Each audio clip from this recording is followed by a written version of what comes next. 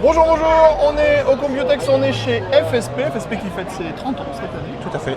Et FSP arrive avec plein de nouveaux produits et pas que de l'alimentation, puisqu'on va avoir du... Refroidissement et du boîtier. Voilà. On va commencer avec l'air cooling et le nouveau MX09. Donc c'est un gros ventirad CPU Dual Tower. Exact. Avec un ventilateur de 120 mm à l'avant, un ventilateur de 140 mm au centre. On va avoir 7 caloducs de 6 mm sur une base en cuivre nickelée. On est sur une hauteur de 160 mm. voilà, Ou donc ce qui veut dire- 1290 grammes. Voilà, donc ça va loger dans tous les boîtiers, il n'y aura pas de limitation. Et ce qui est intéressant, c'est qu'on est sur un dual tower avec un accès en fait au système de fixation, ce qui veut dire qu'on n'aura pas besoin de démonter des ventilateurs pour pouvoir fixer en fait le ventirad. On aura juste à le visser comme ça sur le système de fixation qui est en dessous. On va vous montrer tout ça. Ce qui est assez intéressant, c'est que justement le système de fixation va être prémonté avant avec des systèmes par ressort qui sont sur le côté. Et en fait, c'est la plaque de fixation qui va être universelle en AMD ou en Intel, et on va venir faire la fixation sur les points de fixation qui sont sur les côtés, ce qui veut dire que ça va faciliter grandement les manipulations.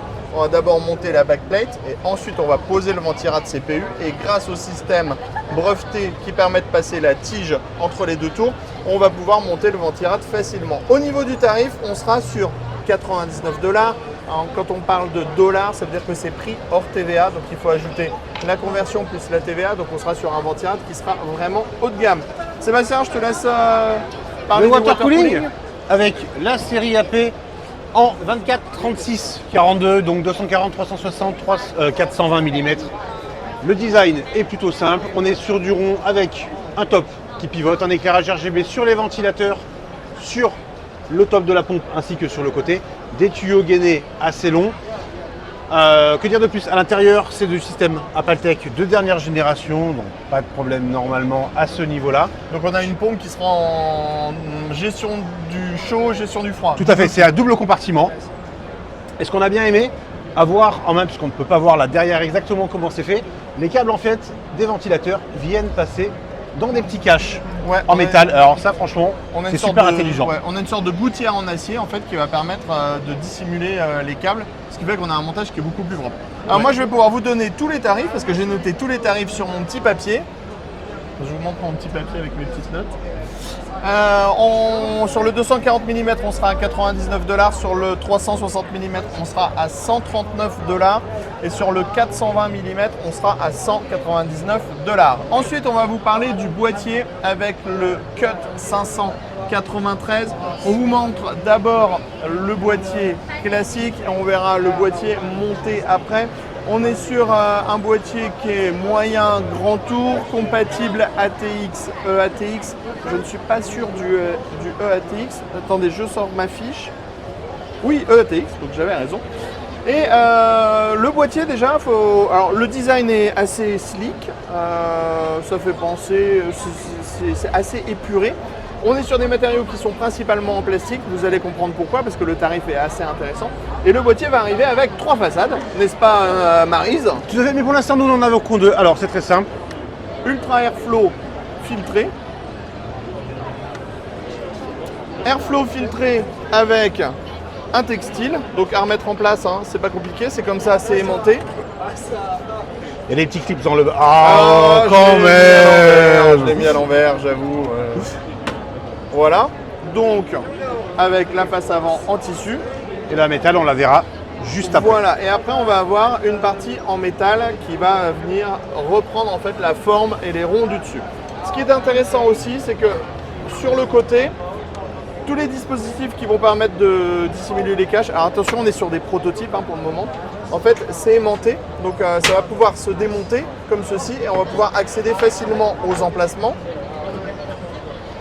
Voilà, donc on pourra accéder au compartiment pour l'alimentation, la cage HDD, aux emplacements 120 mm qui sont sur le côté, aux emplacements SSD. Et maintenant, on va aller voir les machines montées, parce que c'est là que ça va être encore un petit peu plus intéressant. Alors, comme on le disait, on va avoir une troisième façade qui va être livrée de base. C'est cette façade-là, donc qui est Airflow non filtré, on est sur une face qui est en métal, donc un petit peu plus costaud, et on voit que ça donne vraiment très bien. Ici, on a les boîtiers qui sont montés. On va parler sur le blanc, parce que sur le blanc, on va beaucoup mieux voir. Hop, petite séance de muscu. Alors, panneau en verre trempé du côté gauche, panneau en verre trempé du côté droit, montage sur charnière. On va avoir 7 slots d'extension classique, 3 slots d'extension à 90 degrés, cache alimentation avec passage à l'avant, possibilité de mettre des ventilateurs en 120 mm sur le dessus ou de remettre les braquettes des SSD. Pour le cable management, on a des caches en caoutchouc et vous avez une petite subtilité, on va le voir en passant sur le côté droit. On a le panneau en verre trempé donc sur le côté droit et on a des câbles qui sont gainés. Ce qu'il faut savoir, c'est que le boîtier de base va être livré avec 2 câbles 8 pins CPU gainés et un câble 24 broches ATX, ce qui veut dire qu'on va avoir une sorte de cable management pré-modé directement de base avec le boîtier. Et le boîtier sera livré avec 4 ventilateurs en 140 mm et ils seront RGB. Au niveau des tarifs. Mais alors, quel est le tarif justement? Parce qu'on a énormément de choses. Ah, tout à fait Maryse. J'ai perdu mon papier avec les prix. 139 $ pour cette version qui doit normalement tout intégrer. Tout à fait. Il devrait y avoir 139 $, donc on peut dire 160, 170 170 € en France. Il faut savoir qu'il y aura des versions qui seront plus accessibles puisque comme on est sur des matériaux plutôt classiques avec un top en plastique et une partie avant en plastique, on devrait avoir des modèles avec peut-être un seul ventilateur qui commenceront à partir de 99 $. Sans les rallonges à l'arrière. Voilà. Après, si vous voulez du blanc, eh bien, il faut savoir que les Hydro Pro, les Hydro PTM vont sortir ATX 3.0 en blanc avec des câbles qui sont gainés brin par brin. Et on aura la même chose avec la Dagger Pro qui sera ATX 3.0 et gainée brin par brin. On va pouvoir maintenant se diriger vers les alimentations parce qu'il va y avoir pas mal à dire sur les alimentations.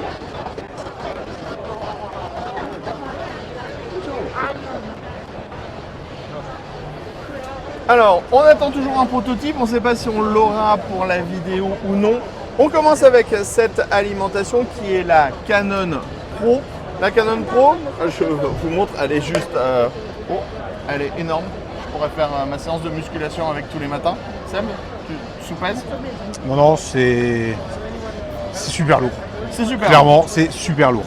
Alors, ce bloc, 80 plus Platinum. Pour le moment, c'est assez logique. Ventilateur de 135 mm, le prototype est en train de revenir. Il va venir se poser juste à côté, vous allez voir. 200 mm. Entièrement modulaire, 200 mm de profondeur et à l'intérieur on va avoir 2500 watts de puissance. 2500 watts de puissance. On a 2 connecteurs PCI Express Gen 5, 600 watts et ensuite avec chacun des 3 connecteurs on peut remettre du 600 watts pour avoir un nouveau connecteur en Gen 5, ce qui veut dire qu'on va pouvoir piloter par exemple 4090. Et ça, c'est tout simplement pour le nouveau truc qui va être à la mode dans pas très longtemps, l'intelligence artificielle et gagner des sous en faisant travailler ChatGPT 4 qui va déjà nous piquer nos boulots. Hein. Au niveau du tarif, je ne sais pas s'il faut le dire. Si, il faut le dire parce que de toute façon, c'est rentabilisé. Allez, en 2 semaines, allez-y, oui. Lancez-vous. Lancez-vous. 799 $ juste pour l'alimentation. Donc avec 4090, ça fait un petit setup à très cher. 8000 $ pour faire de l'intelligence artificielle. Alors moi pour 0, j'arrive à faire de l'intelligence normale. C'est déjà pas mal. Hein. Mais ça serait peut-être mieux en artificiel. Ensuite on a la Anne et moi. Anne et moi, on a eu une grande histoire par le passé. Mais je ne m'appelle pas Anne. Non, tout à fait. Donc c'est un nouveau système de dissipation, c'est un prototype. L'idée, c'est au lieu d'avoir des gros radiateurs en aluminium, c'est de travailler sur des radiateurs type ordinateur portable qui vont dissiper la chaleur plus rapidement avec des caloducs et des ailettes en aluminium. Ça permet d'avoir des ventilateurs qui tournent moins vite, ça permet d'avoir une meilleure dissipation de tous les composants, ça fait que les composants vont durer plus longtemps, donc c'est tout simplement mieux. Mais on est sur du prototype. Ensuite, Hydro Pro, toutes ces choses-là, on connaît. On va vous parler de ce petit modèle, la Dagger Pro L. Donc on est sur du SFX large ATX 3.0, ventilateur de 120 mm en slim, avec des connecteurs modulaires, du 12 VH Power en 600 watts. Et ça, c'est toute petite chose, ça fait 1200 watts de puissance. C'est juste énorme. Ensuite, ici, on est sur du ATX en 130 mm de profondeur uniquement, donc c'est ultra petit aussi. Ventilateur 220 mm et là-dedans on va retrouver aussi 1200 watts de puissance en ATX 3.0, PCIe Gen 5, 12 VH Power 600 watts et 80 plus Platinum. Allez, je laisse Sébastien finir avec le 12 VO. Si, 12 VO, donc on en parle depuis un petit moment avec les plateformes NUC de chez Intel, où la carte mère va prendre en charge en fait l'alimentation. On envoie tout simplement du 12 volts, il y a la conversion pour le 5 volts et compagnie. Et en fait, on va brancher sur la carte mère directement l'alimentation ici, qui va gérer tout le reste. Alors pour l'instant, comme on peut le constater avec cette carte de chez MSI, on reste quand même sur de l'entrée de gamme. C'est pas demain qu'on aura des configurations gaming avec ce type de connecteur. Le souci, façon de parler, c'est qu'il faut demander aux constructeurs de cartes mères de faire la gestion de l'alimentation, ça augmenterait les tarifs dessus, il faut changer les lignes de production. Est-ce que ça va se développer? C'est une grande question. Par contre, pour le bloc, on sort plus que du 12 volts, c'est quand même beaucoup plus pratique. C'est compact, hein, on le voit, on est sur du SFX, on peut faire plus petit avec de grosses puissances. Il y a un marché, peut-être pas pour le gaming, surtout avec les RTX actuellement, et les processeurs, c'est juste pas possible. Donc, ouais, puisqu'on a, on va dire qu'on a ressauté une step dans les consommations dernièrement, même si certains font des efforts sur les consommations. Du coup, on privilégie moins la puissance, donc du coup, ça fait pas plaisir. Voilà, c'est vraiment un truc un peu compliqué en ce moment. On était chez FSP, bon anniversaire FSP, c'était les 30 ans, et on vous dit à très bientôt. À bientôt.